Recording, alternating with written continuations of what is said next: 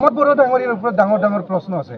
তেওঁ কওক বড়ো ৰাইজক ঠগাই ডিভাইড আসাম 50-50। खुलुमबाय बयखौबो गोसो गोथारै बरायग्रोनानै लानाय जाबाय आंनि गोसो गोरबोनिफ्राय। नोंथांमोनाथ' मिथिखादों नङा होनबा ससे भिडिअ इन्ट्र'खौ नुनानै माने दिनैनि दिनावहाय माने मुस्लिमफ्रासो बिटिआरनि CM प्रमोद बर'नि सायाव सोंथि खालामदों गिदिर गिदिर बाथ्रा। नोंथांमोना जोबजासिम नायलां, जोबजासिम नायबा निस्सय बुजिगोन मुस्लिमफ्रा मा सोंथि खालामदों प्रमोद बर' सारनाव। नोंथांमोना जोबजासिम नाय, बिनि उनाव कमेन्ट होबानो जाबाय। প্ৰমোদ বড়ো ডাঙৰীয়াৰ ওপৰত ডাঙৰ ডাঙৰ প্ৰশ্ন আছে। তেওঁ কওক বড়ো ৰাইজক ঠগাই ডিভাইড আসাম 50-50 কৰি যি আন্দোলন কৰি আজিলৈকে যি বিটিআৰ গঠন কৰি মাইনাও আৰু হলংগী নামৰ দুটা ডিষ্ট্ৰিক্ট ক্ৰিয়েট কৰিব পাৰিছে নে নাই, এইটো হ'ল ৰাইজৰ প্ৰশ্ন। ইয়াৰ উত্তৰ তেওঁ দিয়ক। লগতে প্ৰশ্ন আছে NDFB কেডাৰসকল এতিয়াও জেলত আছে, এইবিলাকক তেওঁ মোকলাব পাৰিব নে নাই, এইটো হ'ল ডাঙৰ প্ৰশ্ন। স্কুল আৰু কলেজবিলাক প্ৰভিন্সিয়েলাইজ কৰিব পাৰিব নে নাই আগন্তুক 3 দিনৰ ভিতৰত, এইটো হ'ল ডাঙৰ প্ৰশ্ন। BTC অঞ্চলত যিমান যুৱক যুৱতী আছে, শিক্ষিত যুৱক যুৱতী আছে, তেওঁলোকক তেওঁ চাকৰি দিব পাৰিব নে নাই, এইটোহে আজিৰ তাৰিখত প্ৰশ্ন। মহিলা আত্মসহায়ক গোটক ৭৫,০০০ টকাকে দিম বুলি কৈছিল, তেওঁ দিব পাৰিব নে নাই, এইটো হ'ল আজিৰ তাৰিখত প্ৰশ্ন।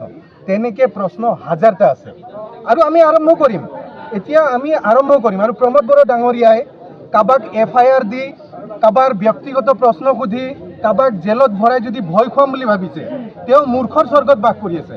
আমি ভয় কৰা ব্যক্তি নহয়। আৰু প্ৰমোদ বড়ো ডাঙৰীয়া আপোনাক স্পষ্টকৈ কওঁ, ব্যক্তিগত আক্ৰমণ আজিৰ তাৰিখত ইম্পৰ্টেণ্ট নহয়। আৰু ব্যক্তিগতভাৱে যদি আক্ৰমণ আপোনাক আমি কৰিব লগা হয়, তেতিয়াহ'লে আপোনাৰতো থাকিবলৈ ঠাই নোহোৱা হ'ব।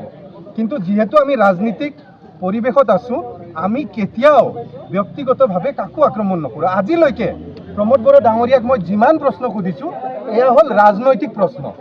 ৰাজনৈতিকভাৱে তেওঁ উত্তৰ দিয়ক। আৰু বিৰোধী দল হিচাপে আমি সুধিমেই, ৰাইজৰ প্ৰশ্ন আমি উত্থাপন কৰিমেই, তেওঁ এই প্ৰশ্নবিলাকৰ উত্তৰ দিব লাগিব। বড়ো ডাঙৰীয়াই সেইটোতহে এৰি দিছে তেওঁলোকক, যে ব্যক্তিগতভাৱে আক্ৰমণ কৰা। চাওক, কোনে কি খায় কি নাখায়, কেনেকৈ থাকে নাথাকে, এইটো ডাঙৰ প্ৰশ্ন নহয়। BTC অঞ্চলৰ যিটো ডাঙৰ প্ৰশ্ন, সেইটো হ'ল BTC অঞ্চলৰ যুৱক যুৱতীয়ে চাকৰি পাইছে নে নাই আজিৰ তাৰিখলৈকে। প্ৰমোদ বড়ো ডাঙৰীয়াই চাকৰি দিবলৈ সক্ষম হৈছে নে নাই, সেইটো ডাঙৰ প্ৰশ্ন। BTC অঞ্চলত ৰাস্তা ঘাট দলং উন্নয়ন হৈছে নে নাই, সেইবিলাকহে আচল প্ৰশ্ন।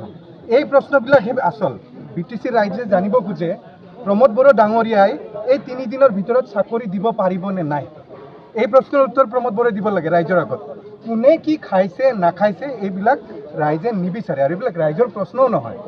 গতিকে মই প্ৰমোদ বড়ো ডাঙৰীয়াক কওঁ যে আপুনি ৰাইজৰ যিবিলাক সমস্যা, এই সমস্যাবিলাক সমাধান কৰাৰ কাৰণে আগবাঢ়ক। বিৰোধী দল হয়, আমি আপোনাক প্ৰশ্ন সুধিম, আপুনি প্ৰশ্নবিলাক পাৰে যদি উত্তৰ দিয়ক।